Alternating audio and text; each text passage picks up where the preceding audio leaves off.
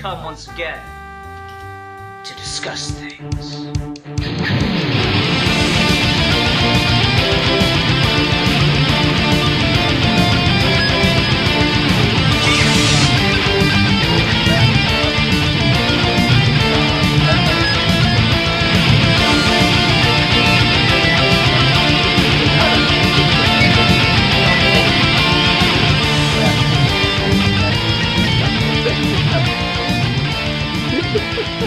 That's related to everything. Yeah. On that note, everyone, welcome to this week's episode of Geeky Gentlemen. I'm Sid Pardue. Joining me today is Milan Jeftik 1992 and Steve Baxi. Hi. Hey, everybody. Hi, people. So before we get in the episode, let me just say this. Everyone, the internet makes the world a smaller place than it already is. Last week I posted this rant about how I didn't like Scott Snyder's recent run on Batman, or a recent story arc on Batman Endgame, and I will say this: I hold every single point I make, I stick to. But if I'd known Scott Snyder was actually going to watch the video, I probably would have been a little more tactful, so I feel kind of embarrassed. And he's a really cool guy. He left a comment on it, and he's very nice and stuff, so it was a humbling experience.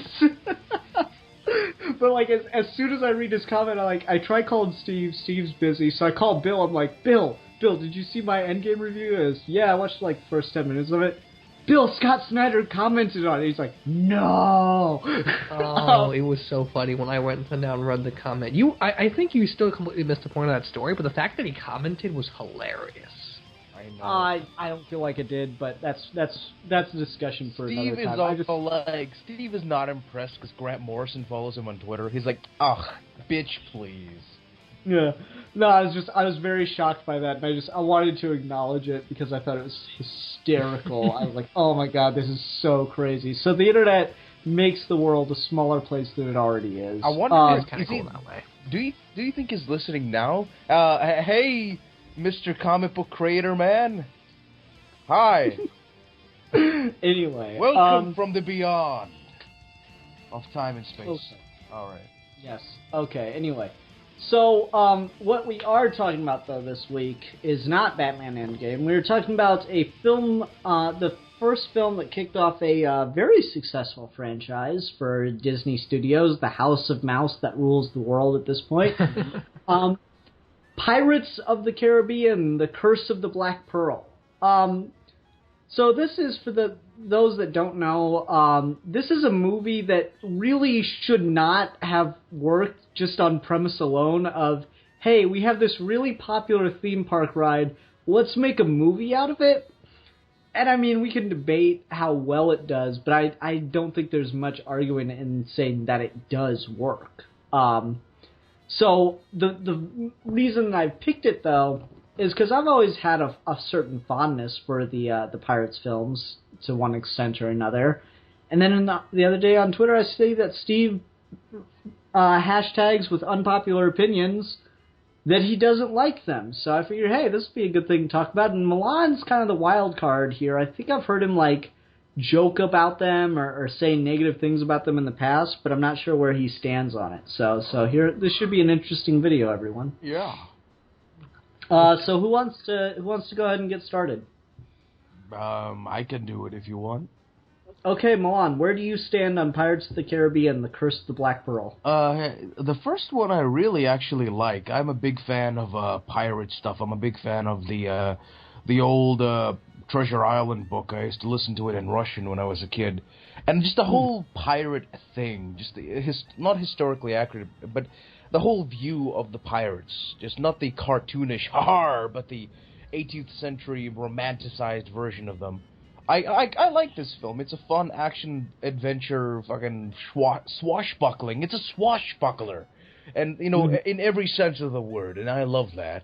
I mean, it has everything you could possibly want, and it's, I don't know, the sequels. I only watched the other two. I haven't seen the fourth one. But, like, the other two, I don't know, when I was a kid, I liked the first one. I kind of was a little lukewarm on the second and third one. Well, the third one I actually really liked because it just said, you know what, fuck it. Let's just go nuts. fuck everything and everyone, giant fucking whirlpool, and just that music, dun dun dun dun dun dun dun dun dun. It's just something that's been so overused in adventure that it's just kind of, I don't know. It's fun, I guess. You know. Okay. All right. How about you, Steve? I feel like there's just not a lot to say with these movies. Yeah, they're squashbucklers. If you like pirate stuff, then fine. The first one's enjoyable enough. Here's my thing, and this is completely unobjective. This is not valid criticism. Oh my god. This is not valid criticism at all. This is, I never liked pirate things. Johnny Depp being obnoxious is not funny to me. And so this is just a slog for me to get through. It's not bad. It's fun if those sensibilities play for you, and those sensibilities aren't done badly. It's just so counter to my taste that I can't enjoy it. I'm not saying it's a bad movie. I think it's actually a pretty good movie. It's just I don't like it at all. No one is wearing a suit and beating the shit out of crime, essentially. Yeah, pretty much. I don't know. Johnny Depp's a fine actor. I just don't like his sense of humor in this at all. I think it comes off as very high school. Yeah. I don't know. It just seems like I don't know. I don't know about high school, but it just seems like it seems like there's a couple of drug addicts in my neighborhood, and they just they act exactly like that, and they're very flamboyant. And it's not like, hey, you know. I think I just figured it out. It's like what you were saying our last show, Ian, when we were talking about anime characters and how the main character always has to be an idiot. That's what Johnny Depp is in this movie. He's not an idiot. Oh, yeah, definitely. And, the thing is, I remember seeing interviews with him when the first film was coming out, and he was like, yeah, the producers saw what I was doing, and they're like, what is going on? This is not going to work at all. And then it ended up working for a lot of people, but apparently not for Steve. Again, it's just not my cup of tea. I'm not saying it's bad. It's just not. I don't like it. Essentially, what he did was just it's just a what's the Rolling Stones dude? Richard something. Cliff Richards. He essentially impersonated one of the old Rolling Stones dudes. Just like and one of the old Rolling Stones dudes plays his dad in the sequels. Yeah, yeah. And it's I remember an old Weekend Update joke on Saturday Night Live. When they first announced the band member that was playing his dad, and they go, he got the part because he's been in costume since 1964. I love old people that look like pirates. Yeah, it's a very narrow window, but okay. Yeah, my dad looks like a pirate. He really does. Okay. He kind of is. Well, he did rape and murder someone today, so you know. Well, not today. Well, he never raped anyone. It was a joke, Milan. I know. Jeez, don't slander my father with such gross... he's murdered plenty of people, sure, I'll give you that, but... but rape? No, he's a gentleman. He wooed his lady friends. Okay. Yeah. My bad. Fine, he robbed and murdered at least 6 people today. Well, yeah, and he's in the hospital, so that's a great feat for him. We wish Milan's father a speedy recovery. You could... He happens to lose his vocal cords in the process somehow. That'd be, not unfortunate. He'll survive. You couldn't kill my father if you've tried. Okay. Anyway. What were we talking about? Pirates and shit. Question. I don't know. Pirates. No, Johnny Depp's performance. No, it is out there, and I guess I could see... I remember I had a friend in high school that didn't like it either. He's like, oh, it's so fake and stuff. I'm like, but for something about it is just so much fun to watch. Just the way he walks across screen, and he's got, the hands in his face. And, the other actors trying to act like him is something that's just really fun to watch, too, because no one can quite do it. And it's not as good a performance as this, but the only thing I can think of to compare it to, because of how particular and how incredibly notable it is Heath Ledger's Joker. like when you see someone doing an impression of Captain Jack Sparrow and see someone doing an impression of Heath Ledger's Joker, it's just as recognizable, provided that the impression is good. Like the mannerisms, the method of speech, everything is so perfectly crafted that I can't help but enjoy watching it, because it's just so much fun to watch him, work and be a clown. But also a genius in some ways. Yeah, he plays such a... It's like he's playing a delightful pirate pimp. It's delightful.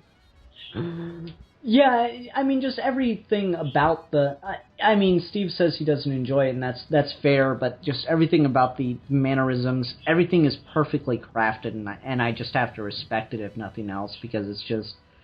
It just comes to life for me. Like, I don't know. There've got to be Pirates of the Caribbean comic books, and he seems like he'd be a really fun character to draw.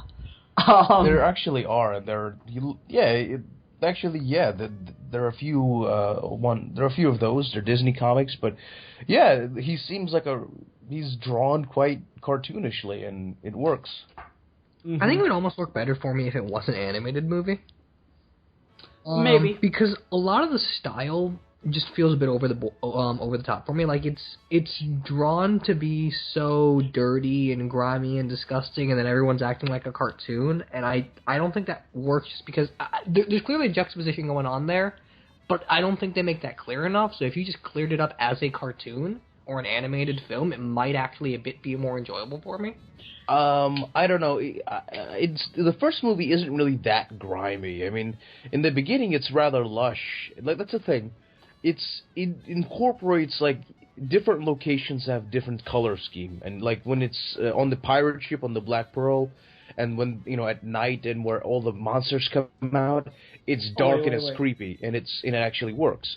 But when it's like they've kind of taken that away, they've made the sequels kind of have a monochrome kind of singular style of visuals, depending on the scene. But yeah. It is dominant. One quick thing before we get away from the Black Pearl scene. The skeleton crew freaking out Elizabeth Swann is really fun and really cool. I just have one question though. So like, there's that moment where she like falls down that little like hole in the ship area, and all the skeletons are there with like the big fabric, and they're like pulling and making it come together so that it creates like a trampoline, kind of trampoline, and she goes flying back up. I don't know anything about ships and sailing, but what use would that possibly have? Can anyone please explain that to me? Well, this movie was based on an amusement park ride, so... I know. I just on this watching, I saw that. I'm like, what are those guys even doing? I don't know, folding sails, I guess. I just thought that was really funny. Like, what is going on? And it's not like it just happens once. She goes up and down like 2 or 3 times. Like, what are these dudes doing? I guess I always thought they were like folding, backup sails or whatever. I don't know, I just thought it was really funny. That's the other thing, is how the hell does the Black Pearl sail with that many goddamn holes in the sails? If we want to nitpick, that I can do that all day too, but I still enjoy the hell out of these movies.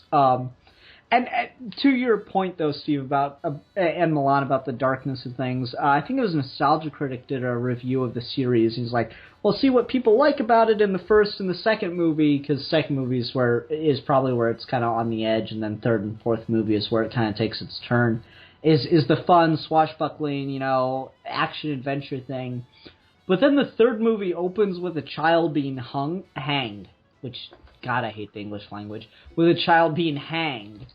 And so how can you say that that's fun swashbuckling? That's a fucked up thing to watch. So yeah.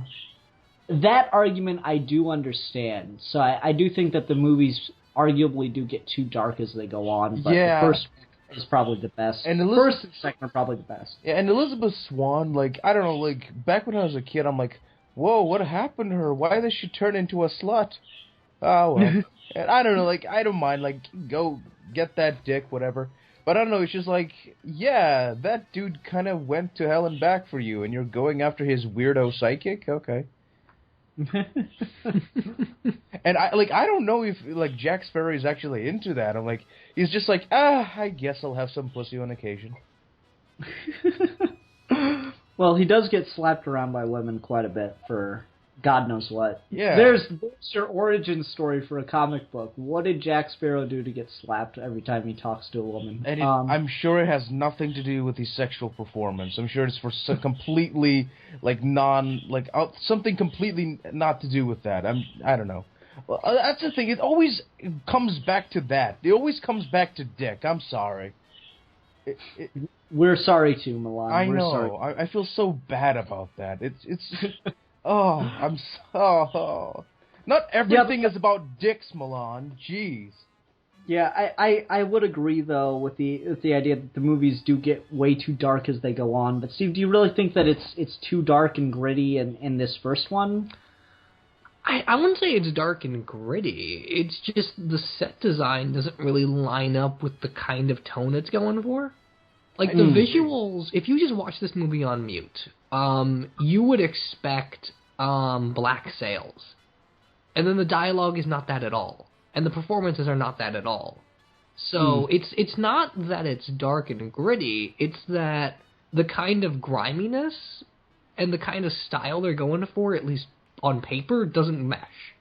I guess it all just comes from the fact that Johnny Depp's performance is not what they had planned. So everything he does doesn't line up with what it was supposed to be in the first place, so the disconnect kind of is there naturally. But I really feel like if you were going to go with that performance, you should have redone the set design a little bit. Because if you want to make it just a plain old squashbuckling Errol Flynn type of deal, fine, but just looking at it doesn't get me into that tone at all. Really? Fair enough. I think there is something to the juxtaposition, though, because it's like, it somehow elevates to me at least, it somehow elevates Depp's performance even more so, that he's this cartoon character in this, like, really messed up world. Well, not messed up, this really, like, kind of dangerous world that's, like, you know, people are pointing guns at him every chance they get, and he's always got a sword or a gun in his face, and yet he's still, you know, kind of just moves the blade out of the way with his finger. Like, just the little touches like that I really like. The facial expressions, it all just kind of adds to it. It makes it even more absurd and more fun that everyone else around him is reasonably serious, except for the other comic relief characters. Well, see, I mean, I would just buy that more if there was less comic relief characters, because there's no shortage of them at all. I mean, you should play this as Johnny Depp's your only character that isn't a straight man, and that's not how it is, at least from how I saw it. No, I'm not saying that he's the only character. I think that there are other comic relief characters, but I don't think that was blah, blah, blah, blah, blah. I think that they weren't expecting Johnny Depp to be a comic character, and so when he ended up coming to that, they couldn't really write the other characters out of the script, since a lot of the other comic relief characters are very necessary to the script. Like, they are structurally important to the script in events that happen. Like, you can't have Elizabeth Swann get onto the Black Pearl initially without the pirates kidnapping her, and those two characters come back a lot. So I mean, but you could have done that without making them comic relief. Yeah, but I think the script already had them as that. No, that's fair. I'm just saying you could have rewritten that. It wouldn't have changed anything necessarily. But then the other question is, I suppose that kind of presupposes that they filmed in order, you know? Yeah, I guess. I don't know. But then that would just kind of make me wonder why there wasn't more done to make the acting and the script line up with each other. I think that the producers were probably trying to get Depp, because I'm trying to figure out how I want to say this. In the first movie, compared to the other ones, not much of what goes on with the people around Depp and the people reacting to his performance seems to lend to it very well. Everyone else seems to be acting how the director wants, whereas Depp seems to be just standing out in very stark contrast to everyone else to me. Yeah, very much. And that goes away with the other movies. So what I think happened is they kept trying to get Depp to act to the script as opposed to what he wanted to do, and probably had a good enough contract that he got away with doing whatever he wanted. And then that the movie being such a big success made them adjust the scripts in later movies to fit. And I get that. That's absolutely true. It's just, it doesn't work for me because it's made on an error. That's fair enough. And I'm not. The point of this video is not going to be at all to try to win you over or anything. I'm just trying to. Yeah, and I'm not trying to make change or anything. I'm just trying to explain why it doesn't work for me. No, I get that. I'm just trying to wrestle with your interpretation and explain my own from that. No, that's cool. I really have no feelings about it.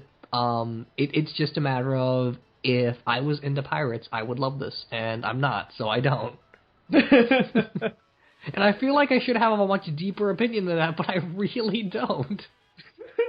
I like the fact that Barbossa has, like, yellow eyes.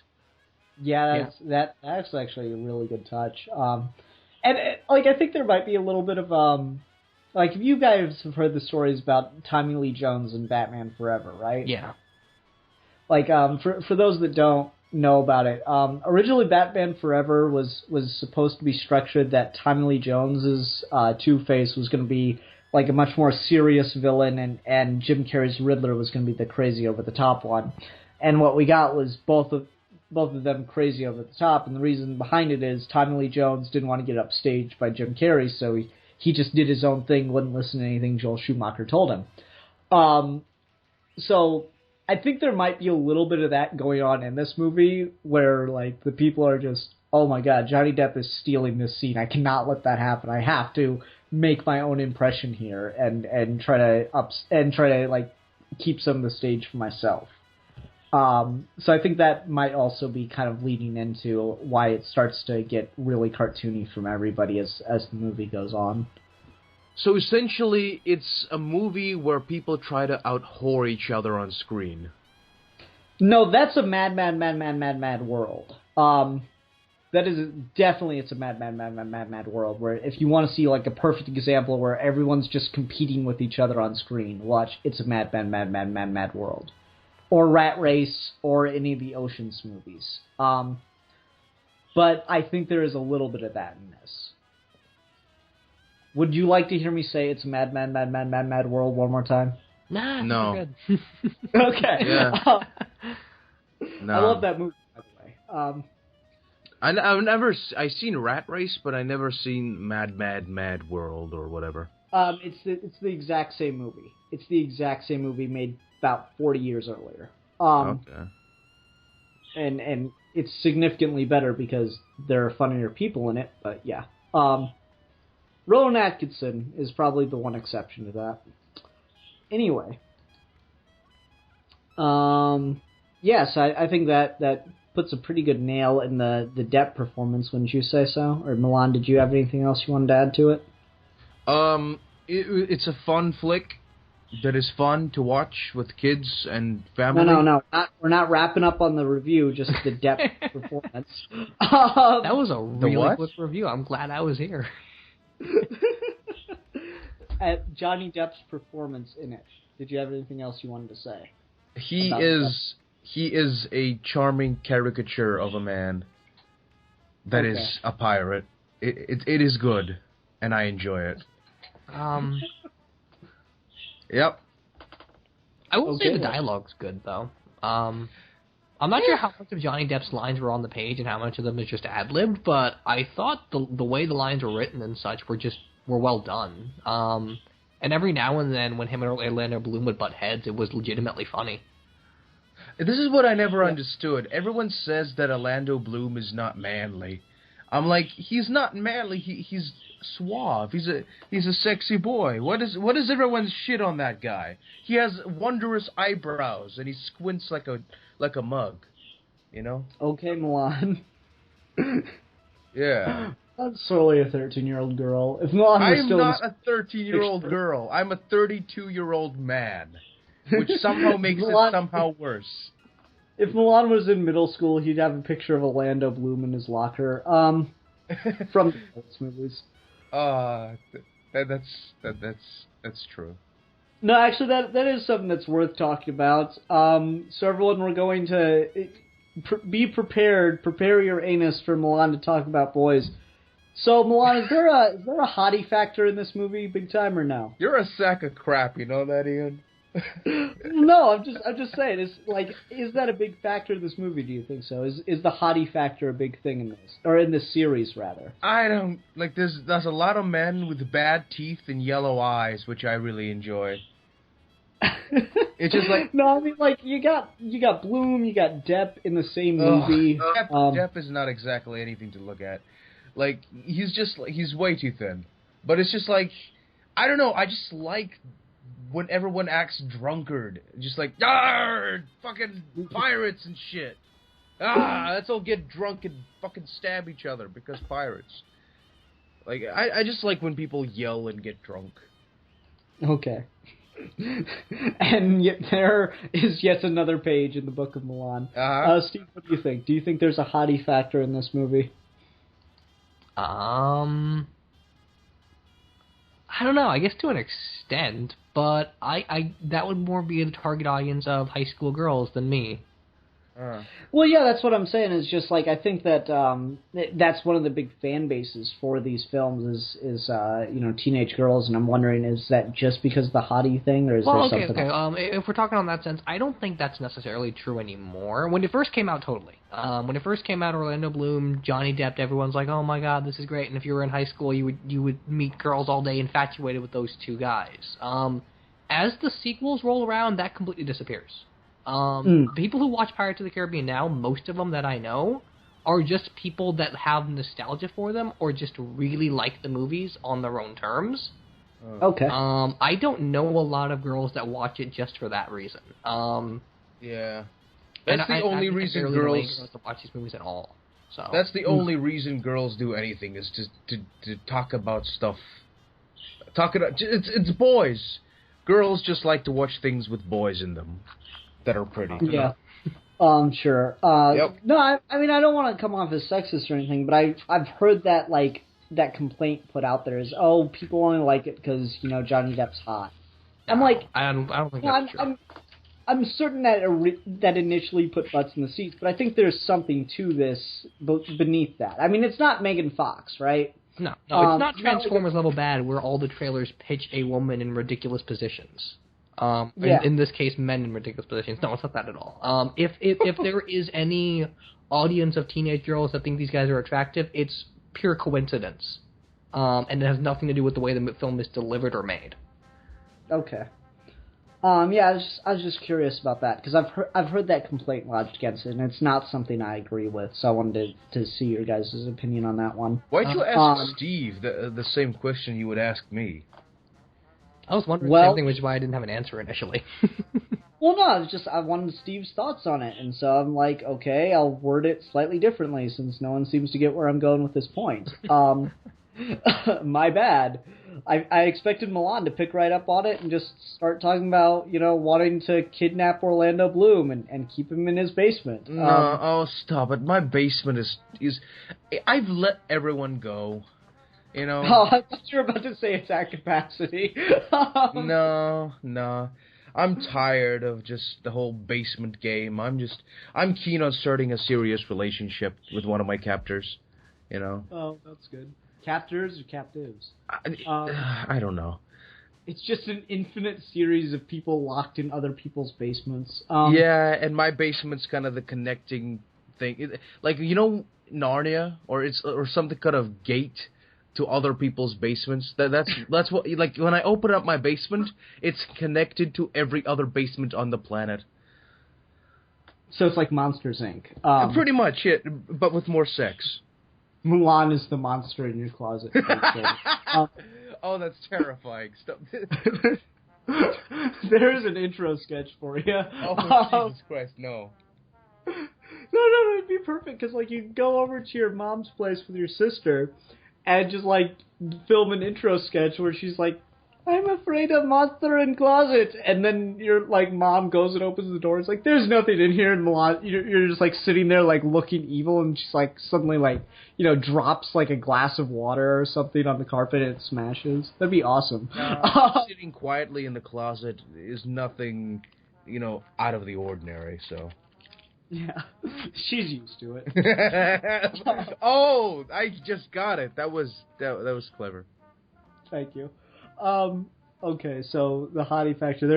I just wanted to address that complaint. So, Yeah. all right, Steve, as the person here with the most negative, but like you're blah blah blah blah blah. You're fairly positive on it in an objective sense, but you're fairly negative on it in a personal sense. Would you say that's fair? Yes. If I had to, and I mean, I know we'll talk about scores later, but like if I just had to review this movie on my own, on my channel somewhere, or write an analysis, it's a good movie. I just don't like it. It's Spider-Man 2 to me, where it's legitimately a good movie, I just don't like it. Okay, now I'm just wondering. Spider-Man 2? What the hell?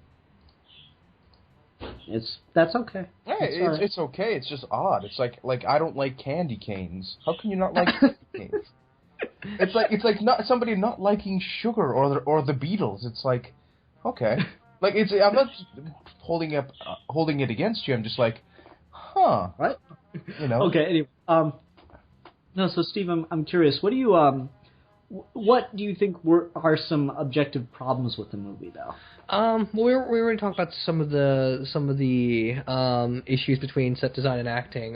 One of the things that does throw me off is by the time you get to the end of the movie, I'm not really sure what it's about or what it's trying to do. It really just does kind of feel like a bunch of scenes put together, like a makeshift plot. But there's not a lot of character stuff to go in between that. It really is just scene, joke, scene, joke, scene, joke, scene, joke. And again, that's fine, but I don't really know what the point of the film is. Yeah, I guess that's the thing. With it being based on a carnival ride, ostensibly, you don't really have a set story structure. I mean, you have some visual beats from the ride itself, but that get referenced many times throughout the series. But it's just like, yeah, there's no real structure. There's a basic story there, like guy goes save girl with his wacky gay sidekick from zombie pirates. But that's fun enough on its own. And I just kind of take it like a carnival ride. I know even when I was younger, I witnessed, I could tell there was a absence of overall plot. Yeah, that's it. Yeah, and I mean, it doesn't have to be deep necessarily. Like, it reminds me a lot of Uncharted in the sense that Uncharted is a very bare bones structured kind of plot, but it compensates for that by having very, very interesting characters and excellent gameplay. This has a very, very bare bones plot, and it compensates with that by having good actors and funny dialogue. The only problem with that, for me, and the differences between Uncharted and good this... visuals, to be fair. and the only difference between Uncharted and this, for me, really, and why this is maybe a bit inferior to that, is I don't think those two things gel as naturally as they could. Like, I feel like a lot of the times the jokes are cutaways supposed to being set up by the events going forward. Yeah, I think that'd be fair. There are a couple where the jokes are very integral to the story, like it's still one of my favorite scenes in the movie where they're walking the boat underwater. Physically impossible, by the way, but that is really fucking funny. Yeah, no, they've got that sometimes. I just think for the most part, like especially with Johnny Depp stuff, like he very much does. It doesn't really mean anything, but it's wacky, so he'll say it. Could you give an example? Because I'm just trying to get my head around exactly what you mean. I don't know. I'm trying to think of one off the top of my head. I don't know. I watched this film earlier this week, so okay. You remember that scene where they're essentially still in the cave and they're being attacked by the skeletons, and Johnny Depp's Jack Sparrow is just kind of babbling things. Like when he's like fighting the other skeletons and stuff? Yeah, like he's just babbling things randomly. Yeah. No, he's fighting Barbossa. Funny. That scene he's fighting Barbossa, unless you're talking about earlier when he's like stealing, like deciding what treasure he wants to take. Maybe that. I'm not sure. I don't know. It's hard to come up with an example. No, I mean, that's fair. I was just wondering if you could come up with some specifics so I could try to get what you're getting at. Because I think most of the jokes, I would argue that the jokes that I can think of, unless it's like just a quick little quib, are very much are very integral to the plot. I don't know though. I don't know how well I could stick to that unless you could give me an example of what exactly you mean, because I'm having a hard time. Yeah, and I guess to be fair, I've only seen this movie 2 times. Once when it first came out, and once for this. Yeah, really? I'm sure you've probably seen it more than me, so you might know better. I've seen it a handful of times. It's not like I watch it every year or something. I mean, I enjoy these films. They're not, my Star Wars or anything. I think they are Star Wars for people, and that's something I want to get into in a minute here. Oh, yeah, okay. I just wanted to... You know what's strange? The whole concept of the whole Star Wars fandom. It's really... hold on. Sorry. Leave that for a minute, because I want to get through this. So, Milan, can you think of any, complaints you've heard or have with this movie, plot-wise, or something like that? Nope. It's a perfect film. Everything's perfect from Milan. Everything is good. There's no flaws in anything. Yep. Ever. No, I just wanted to, I heard a complaint or two, and I wanted to get them out there, and some of them I can agree with, other things I don't think so as much. Before we go to the Star Wars thing, I do want to talk about the visuals, because this is one of the few movies from the early 2000s that's very CGI heavy, and I think the visuals still hold up really well. Yeah. And not really CGI heavy. The only real CGI is with the skeletons, and even then it really does work because they did a lot of motion capture, and they move. That's the thing that really does makes or breaks CGI for me. It's whether the characters move like real people. Like, you can have a thing that looks as realistic as possible, but if it moves in an artificial looking way, then the brain can tell it's not real. But with the skeletons, they move reasonably realistically like normal people, and so it just it fools your brain into thinking, hey, that CGI looks better than it actually is, and they shoot most of it in the dark, so it's that's why people always shoot in the dark, because with CGI puppets, because it helps hide these strings, as it were, metaphorically speaking. But yeah, I agree. Yeah, they actually, I feel like there was more CGI in this than lets on. I'm reasonably sure that all the ship stuff isn't shot, completely live. I believe it is. The ships are just beautiful. Like, the visual, like the whole, the whole structure, the whole, set design of this first movie is actually rather good. The set design will get even more outlandish in the sequels, but in this one, it's very likable. Like, the set design is, yes, in certain parts it can get overly gritty, but that's really with the skeletons and the horror caves and whatever. But overall, the set design and the use of actual ships really lends a certain tangibility to this film. I mean, it's a fun swashbuckling adventure, but it's the best kind of swashbuckling adventure. It's fun. It's a really It's got an Indiana Jones feel, doesn't it? I have never actually watched any Indiana Jones, and wait, what about when we did the review of the movies? Oh yeah, I remember.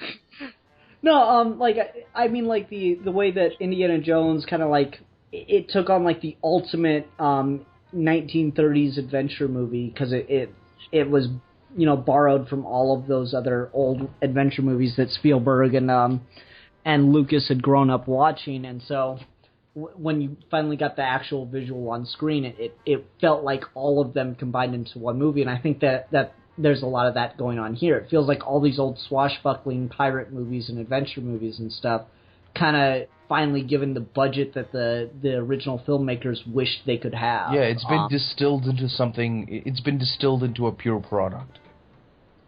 Yeah. Steve, any thoughts on that? Say, No, I agree. It's definitely got that feel. You could see this movie being split up into 2 or 3 short chapters in pulp magazines. It certainly works on that level. I think even when it gets kind of outlandish near the end, I still think it works. I still think it's of that vein. You could even easily make a radio drama out of this. So yeah, it's definitely got that going for it. And I think part of what also helps is all of the actual sword fighting and all of the actual ship battles and stuff, because I wasn't expecting a lot of that going back around this time, because I felt like there wasn't a lot of that the first time I saw it, but no, there's quite a bit of that. There's quite a bit of solve your problem by taking out a sword or pointing a gun at people, and that's kind of fun. Yeah. Yeah.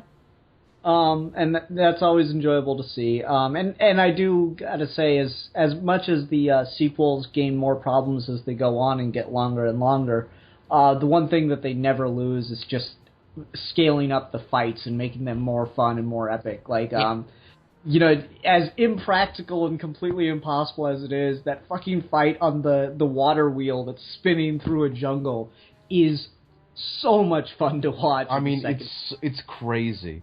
And there's a pretty voodoo lady in the second one. Yeah, and then there's like that awesome fight in the third one with Davy Jones and Jack Sparrow on the top of the ship mast. It's so much fun to watch. Whether or not you enjoy the movies, you gotta admit that the fight scenes and the visuals just are jaw-droppingly fun. It just gets more batshit and crazy. It's like, fuck it, this was based in a carnival ride. Let's give them the best ride we possibly can. What about the characters kind of devolving into unlikability? Fuck it, let's fucking let's do it. Fuck it, fuck everything. Let's fucking amp up the action. Let's go. It's like I've got an amp that goes to 12. Why not just make 10 louder? Because it'll go to 12. Exactly, man. Exactly. God. Oh, Spinal Tap. Anyway. Yeah, just the visuals in this are still probably my favorite part about the films. And I'm, as a guy that likes CG and does quite a bit of it himself at this point, I've really gotten tired of good visuals being used as an insult. Like, you hear that a lot. It's like, oh, well, the visuals are good. Well, good for them. And I'm like, well, no, that's worth something. Even if the rest of the movie's bad, if it has good visuals, that's still worth something. And so, like, I always like to try to mention good visuals when they are around, because even though I will admit that story-wise, this series doesn't start out like, you know, on top of any mountains, and it only goes down from there. But the visuals never lose their imagination, they're fun, and they're just absolute spectacular. And the important thing is the visual appeal is what makes what's important to the makers of this movie right now. Like, it's not about giving these guys complex arcs or deep themes or anything like that. It's supposed to be fun. It's supposed to look like fun. And as these movies go further and further over, they try to add too much of that, and that's why it kind of falls apart. Yeah, it's popcorn. Yeah. And like, all right, and that's the thing. That's the thing. When people say, "Oh, it's a popcorn flick," people think that's instantly like a put down. It really isn't. It's really hard to make good, long-lasting popcorn flicks. People say, "Oh, it's just a summer blockbuster." Well, those can be excellent too. The fucking Dark Knight was a fucking summer blockbuster, as dumb and big and stupid as it could have turned out to be. Just because something has a large budget and some actual talent behind it doesn't mean it's automatically bad. I mean, that's the thing. I can't really stand that whole artsy-fartsy art house, dismissiveness of, like, smaller theaters. I'm like, I like myself a small, personal European flick about lesbians, like, as much as anyone. But I'm like, it's just like, yeah, like, it's not, you're just like, it's not your fault. It's not that they had a budget and talent. You don't have a budget or talent, so you don't have neither. So please don't talk down to your betters, Mr. Artsy-fartsy movie maker man. And this thing, I don't know. It's. Just, I can see that argument, and I guess I kind of feel a similar way when it comes to people putting good CGI down as like a bad thing. That's kind of the same way I'm coming from with it. But I feel like this is a pretty good point to transition into the Star Wars thing I want to talk about, which is connected to the visuals thing. Davy Jones looks fucking iconic in the sequels. That dude is Darth Vader of this generation, right? Like, just visually alone. Visually, you don't think so? Well, I resist anyone saying the Star Wars of this generation, because the Star Wars of this generation is Star Wars. No, I get that. I'm just saying, like, this is Star Wars to people, and to prove it, I mean, you look at Davy Jones, you look at Darth Vader. If you've seen those movies, you know who that character is instantly. There's no mistaking it. Just take a squid with a pirate hat. Boom, Davy Jones. I don't know. Davy Jones did not stick around that much after his initial appearance anyway. There are a lot more people that don't know who he is than people that don't know who Darth Vader is. I mean, sure, but I'm just saying, if you've seen the movie, he jumps off the screen like Darth Vader does. Oh, indeed. I don't know if I agree with that. Darth Vader is not really that memorable, to be honest. I mean, Darth Vader is, I'm walking around stiffly and I have a robot. No, I completely disagree with that. Darth Vader is visually one of the most iconic characters in history. Oh yeah, he's visually and character-wise as well. He's got a lot of interesting thematic stuff going on throughout those films. But no, yeah, I'm not saying he's like he's bad. He's a good character overall. But I'm just saying that's the thing that I wanted to bring up. The whole idea of fandoms. Star Wars was the really the very first thing that really kind of spawned its first fandoms. I mean, you have Star Trek as well, but the whole overall large-scale broad movie fandom started with Star Wars. And with the Avengers movies, it just it's like everything in culture nowadays, it's speeding up. It's been re-engineered and redesigned to be more streamlined. I mean, it's Star Wars is Star Wars. I love Clone Wars. I love the original movies. Pardon me? You don't like the original movies. Shut up. Don't lie to me. No, the old 1980s, 1970s ones. Those are good. No, you don't. You don't like them. I love them. They're good. My little brother loves the Star Wars stuff. He's when we were living in Moscow for 2 months, we got this my mom bought him this bootleg a DVD with all the Star Wars movies, even the prequels on it. And he's like, "Yeah, let me watch this." And he just watched every single one of them. And I'm like, he loves Star Wars. Okay.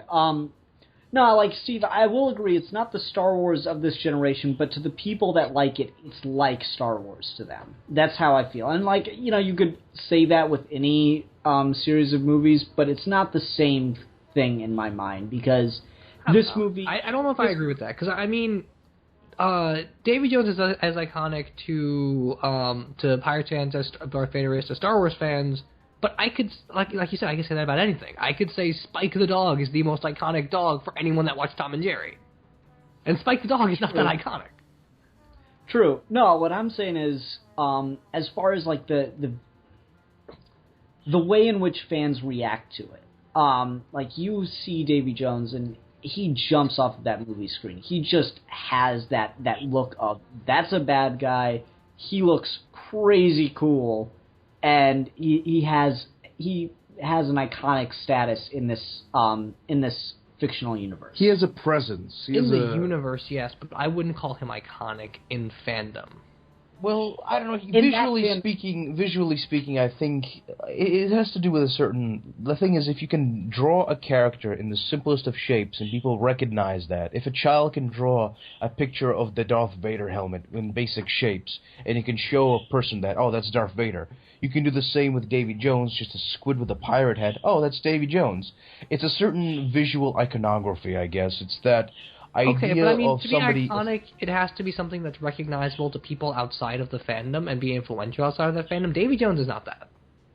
Well, I don't know how true that is. Yeah. Let me see your scientific research. Well, let me see your scientific research. I mean, we can skip the burden of proof on that all day, but I'm joking, but no, I get where you're coming from, but I do feel like the people I've interacted with who aren't even big Pirates fans or anything, and I'm not either. I feel like he is an iconic character. That's fair. I mean, I don't know. I don't know anyone that talks about Davy Jones except for the few people that like the sequels. Well, I guess the way to test this is to just ask people who have seen the Pirates movies in the past, who's this character? Who've seen the Pirates movies but aren't big fans. Seen them at least once, but aren't big fans, go, who's this character? And if they're able to say Davy Jones, that's pretty good proof to me. If they can remember that from just one watching, remember the look of the character enough to associate a name reasonably immediately, then that's pretty iconic in my mind. Because I mean, I'd say the same thing about Gollum in the Lord of the Rings series. Yeah. He is very much an iconic character in that sense. Most people, even if they don't like the movies, they can tell you Schmeagol or Gollum just by looking at the guy. If hack comedy writers can reference it in their movies, it's iconic. I don't know. I guess that'd be a fun test. It just depends on who you pick. What? I said that'd be a fine test. It just depends on who you pick as well. Yeah, I mean, but that's just in my mind. I do think that Davy Jones is iconic, and like I say, I like these movies, but I'm not a gigantic fan or anything. Yeah, and I mean, I'm not saying the look is bad or anything. I'm not necessarily convinced it's an iconic look. Well, I guess let's just agree to disagree, because yeah, you guys are going to... that, the Star Wars argument, though, is like, I feel like the fan base of it is attracted to it in the same way that the Star Wars fan bases are. And if the movies had been better as they went on instead of going downhill, I think this easily could have turned into a Star Wars level fandom. Yeah, I can agree with that. I suppose. And they very easily could have done that. I just think they focused on the wrong stuff going forward. Yeah, because you were saying like that they stopped focusing on just amping up the visuals and tried to give characters, but it made it really too complex and the plot got all contrived. You know what I wanted? Sure. I wanted the Pirates movies. I want them to make a Pirates of the Caribbean movie now, but have it be set in the train station, in the abandoned trainways of New York. Just you know. Okay, Seven Soldiers of Victory, Grant Morrison. I do want to, like, if you ever make a motion comic of that issue of Seven Soldiers of Victory, you got to use a Pirates of the Caribbean theme song cover. Just in metal, just like, yeah, I'll definitely do that. I've got a metal theme for the intro of this episode I'm excited to use. Actually, I've just recently put together the David Paul Dini Hush first issue. You know, and also the Zatanna thing is coming along nicely too. Cool. Anyway, what was I gonna say? I know just that these movies, they do get somewhat worse, but like if they were shorter, you know what, I'm gonna say this. This is something I've said with movies before, but I don't do it often. I believe you could save the Pirates movies with a good edit. Yeah, the thing is, the sequels have too much. The sequels have way too much fat on them. The first movie was a little bit leaner. It was a little bit more to the point. There wasn't, like, in the sequels, they tend to waste time a little bit too much. Yeah. Narratives. Like, narratively, I mean. Like, you cannot save The Phantom Menace with an edit. That movie, and I've said this before, The Phantom Menace is a movie where it's actually so bad because of how well structured it is. Everything leads into everything else perfectly, so everything is dependent upon everything else, so all the good stuff is dependent on all the awful stuff. So you cannot save that film with an edit, and it's really funny. I recently watched a fan edit where they took all three of the prequels movies and put them into one, like, 2.5-hour movie, and you know how much of Phantom Menace we get? It's the final fight scene with Darth Maul, and that's it. I think that's all you really do need with that movie. Yeah, pretty much. So it was really funny that was the way they did it. It was called Star Wars: A Phantom Edit. I found it on YouTube. There were some weird visual things. The lightsabers didn't look right for some reason, but otherwise it was actually fairly salvageable. I mean, you still can't save the performances, but anyway. But so Steve, before we move on, just out of nowhere, Video Lab had, this YouTube channel has just uploaded this video. They actually went in and they color corrected the Man of Steel movies. I saw that. Yes, it would look so much better. Like it did. It solved 20% of my problems with that movie. Yeah, I mean it's just blue skies, anyway. Fucking blue skies. Anyway, so yeah, this, I don't use that argument very often where I think you could save a film with an edit, and I think the Pirates movies definitely could. The sequels definitely could be saved with an edit. No, I agree with you. You're right. There is too much fat on some of those. There's still some other minor issues here and there, and if we ever review them in the future, we can talk about them. But yeah, you could definitely make them much better than they were if you just cut certain stuff. Yeah. And that's just something I wanted to make sure I said is like I'm not one of those people that holds these up as like a perfect series, and I think any fan base has that, where it's just there are people who just cannot see past the flaws. They just it has to be good to them. It can't just be enjoyable. It has to be, good in the proper sense. Those people and so they are called try their best to, they try their best to defend it, and it gets really really hard to like it at that point. And I don't think that there's any defending the issues with the sequels. This movie is reasonably tight scripted. Steve mentioned his big problem with it, and I guess I can see that, but I don't fully agree with it. Like I said, I'd like some more specific examples about the humor thing and the tone of the acting and stuff. I can look past because I think it was just not planned for, but it ended up working for me in a way that it didn't for him. So yeah. Pirates. Avast. Indeed. That was a good fucking line. It's like Jack Sparrow and Turner trying to take the boat from the guys, and he's like, give us the boat. And it's like, avast ye! And they just all look at him. What does that even mean? I don't know. That was just really funny with Orlando Bloom like trying to be like the stereotypical pirate, and everyone just like gives him that look. That was good. A little bit of dry humor. Yeah, just shut the fuck up, Orlando. You and your goddamn dude. Yeah, you and your magnificent squint. Just go squint over there. I'm not sure how far we are into this. Is there anything else that we can talk about for like another 5 minutes to make me feel like we've gotten a full episode out of it? Has there been a Pirates of the Caribbean video game? Yes, actually there has been, and I really enjoyed it. It's one of the few movie games that I actually really liked. Okay, I was going to follow up if it was any good. Yes, there've been two movie games I actually really enjoy: The Green Lantern, Rise of the Manhunters, and no, it's not just because I like the Green Lantern movie. It's a legitimately good game within the context of it being a movie game. And two is Pirates of the Caribbean, something Black Skull, Dead Skull. So there's a skull and it's black, and they gotta get it because piratey stuff. That sounds like fun. Yeah, it's pretty cool. You get to, I think it's 2-player if I remember correctly, drop in, drop out co-op. Oh, cool. And it's all just Jack Sparrow telling stories, if I remember the plot correctly. Like, it's been years and years since I played it, and I only did it one time. But like Jack Sparrow starts out by telling a story, and no one believes him, and I think it like goes into the universe of his story, and like you see the play-by-play of it, and I think Orlando Bloom's character keeps interrupting to go, "That's not what happened." And then at the end, like this black skull that they finally get starts to like fill the room with smoke, and then like skeletons start rising up and surrounding them, and Orlando Bloom's character goes, "I swear to God, if this weren't happening, I'd think you'd be making it up." So it kind of brings the whole movie full circle, or the whole game full circle. That's kind of cool.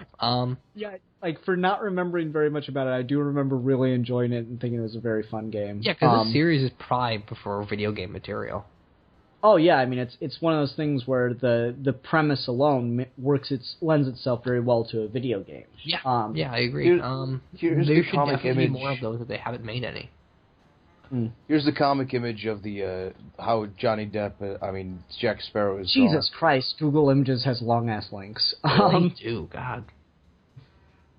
Well, that's not bad. On that note, I've been reading the Doctor Who 10th Doctor comic books, which I highly recommend, at least the 10th Doctor.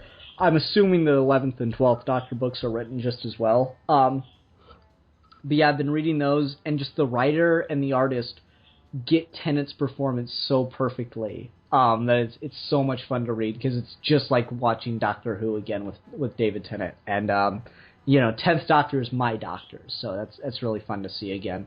Cool. Yeah, just the way he talks and everything. Oh, it's perfect. and so I'd like to see something akin to that done with Jack Sparrow. So if I find a Pirates of the Caribbean comic book sitting on a shelf at the store sometime, I will probably pick that up because he just seems like a really fun character to capture and put into different mediums. Because the video game did him fairly well too. Was it Johnny Depp doing the voice? Probably. I'm willing to bet you that's built into contracts nowadays. Probably, yeah. Because I know Ryan Reynolds did the voice in I'm sorry, let me say this and I'll have you repeat that, Steve. I know Ryan Reynolds did the voice in the Green Lantern game too, which was interesting. Okay, we get it. You're sending us links now. Thank you. Wait a minute. Was that not you this time, or I'm confused? I think that was the same okay, image. so it's the same image twice. All right. No, it's anyway. not. It's 2 images twice. I don't know what the hell happened. Okay, anyway. So, yeah, the video game I do remember enjoying quite a bit. I'm going to have to see if I can get a hold of that. That'd be a fun thing to do a Let's Play of if it's drop-in, drop-out co-op, like I remember. If it's like PS2 or PS3, I might actually go out and just pick it up again, just to see if it's good. It's PS2, if I remember correctly. Oh, okay, cool. Yeah. God, I wish I could... I wonder if it probably doesn't have online play if it's PS2, but that'd be fun. I want to do Let's Plays. Now that I've graduated college, I'm gonna do more Let's Plays, people. You graduated college. How old are you now? 24. I always have to think about that question. That's how I know I'm getting old. 24. No, like, I explained it to Bill, because, like, he asked me that one time, and he's like, wait, you don't know your age? Because, like, I hesitated. I'm like, wait, 23? No, wait, shit, 24. And he's like, you don't know your age? After 21, you stop counting for a while. It doesn't really occur to you until you are required to think about it again. Yeah. It's like, every time you remember how old you are, you're like, oh, Jesus. Yeah, I finished college on Tuesday. I took my final on Tuesday, and I'm walking on Wednesday. Congrats. So that should be fun. Thank you. And congratulations on getting into graduate school. You also have my sympathy. Oh, well, thank you. I'll need both. I've never been to college. You should go. You'd have fun. You should get into an art school. You'd do well. Yeah, definitely so. Yeah. Oh, Lord. Okay, anyway, I think that'll about do it. Good episode. Steve, thank you for bearing with me through discussing Pirates of the Caribbean. Well, I'm sorry that wasn't as interesting as you'd hoped, just because I don't have a lot to say here. No, I mean, that's fine. You brought up enough, and I was just curious to find out your views. So I was interested, so there. Okay. It got down to the nitty-gritty faster than normal. That's true, yeah. Milan's father's in the hospital, so he's not here to interrupt every 2 minutes to give us zany, wacky antics. Milan, your father is the Jack Sparrow of Geeky Gentlemen. Congratulations. Really? I always thought he was the Davy Jones. Okay. All right. So all that in mind, whose topic should it be? We've been kind of missing any kind of schedule. Who's got an idea topic off the top of their head? What's the last few things we did? Because you picked Pirates. Before that, what was it, Speed Racer or Tone? I picked Speed Racer, and then we did the anime video, and, like, we couldn't think of anything, so I was just like, fuck it, I'm going to take a second topic, and so we did Pirates. Okay. So, yeah, it's been a while since I picked Speed Racer, because there's a number of videos in between that. Okay, yeah, there probably is. Yeah, we did that Tone video that never got uploaded because of issues that we had recording it. Yeah. And that was Milan's pick, I think. Yeah, it was. So I guess it's your pick for an idea, Steve. Okay, a topic. Off the top of my head, I don't necessarily have a lot. Okay, how about this? This might be a little bit specific, so I don't know how much mileage we'll get out of it necessarily. But how about we talk about representations of illness in comics, like alcoholism or depression or PTSD, and how that's handled in comic literature, specifically? Okay. trying to think if we need to broaden that out or not, because, I mean, I'm going to have to read some Tony Stark stuff. I'm going to have to read Demon in the Bottle, which has been on my list for a long time, so that's fine. Yeah, it's a good book. I just finished rereading that, so that's probably what's on my mind. Yeah, addiction and just diseases of different types. And no, I think there's a lot to that because... yeah, I wasn't sure. Girl in the Refrigerator has been a big topic lately, and it's just as often, a tragic disease or something as it is a crime that leads to, loved one dying. So no, I think there's plenty of mileage to get out of that. We should be fine. And there's a decent history of it. We've been doing that since the 70s, so... Let's fucking do feminism. Let's just fucking talk about We've that. done it already. Did we? Yes, you weren't there. Oh. Get your shit together, then you won't have to worry about it. Sorry. Hey. It's funny, because Milan's always like, didn't we do that? I'm like, no. Because you know why you don't know that? Because you weren't here. Oh, okay. Sorry, I keep forgetting that, I have to be places and times. And time. Wow. Yeah, it's fucking strange. Oh, okay. Two things. I want to do two quick announcements. I want to do an announcement and a small aggravated rant thing real quick, just because. So we wouldn't one watch quick too many GNNs. We got to do rants at the end of every one of this. No, I just want to get this off my chest, and instead of making a video about it, fuck it, why not just put it in the show? No, that's fine. So first thing is an announcement. I'm sure people have noticed. As I've been posting clips from episodes for a couple years now, or a couple months now. Hello. And those are from new episodes. Milan, microphone, please. Those are from new episodes, and so I've started just posting clips from old episodes. If you see those come up, just episodes that I don't feel really got that much attention and stuff, and I thought were really interesting. So every old episode of Geeky Gentleman, and all the new ones.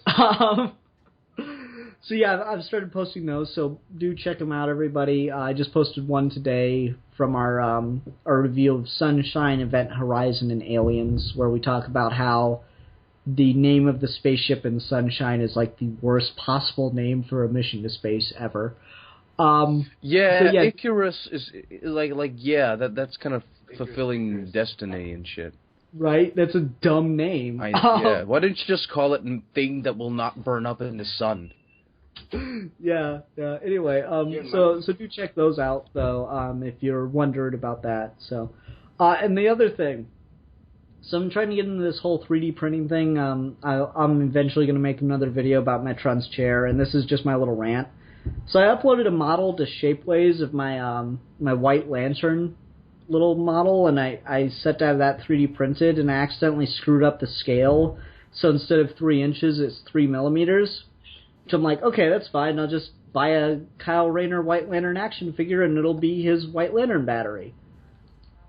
DC needs to make a Kyle Rayner White Lantern action figure. They don't have those? They don't have those, Steve. Are you serious? I feel like... Yes. What? Wow, I kind of sworn that existed. Yeah, Kyle Rayner had a 40-issue run where he was a White Lantern, and we still don't have a White Lantern action figure of Kyle Rayner.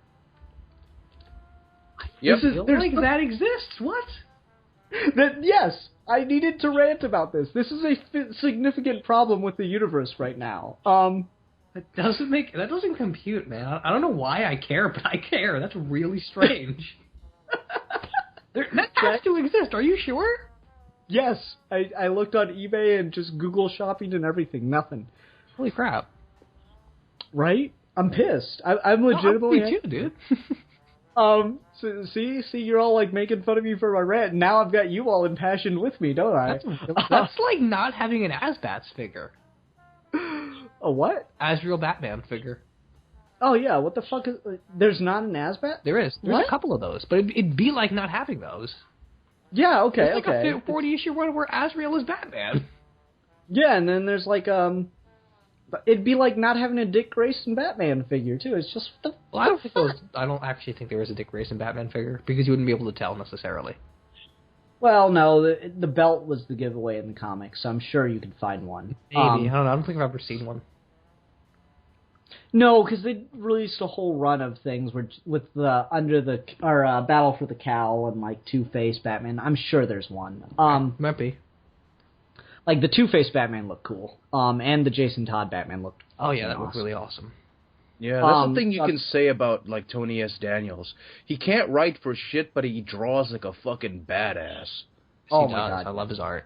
Yeah. Like that might just be part of the reason why I like Superman, Wonder Woman as much as I do. The art is pretty great.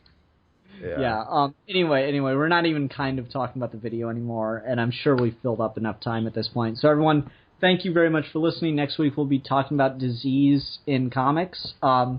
Disease, both mental and physical, in comic books. So everyone, thank you very much. Until next time, I'm the philosopher. I'm the politician. And I am the madman. Who sounds very drunk. And we are your geeky gentlemen. And we will be discussing things.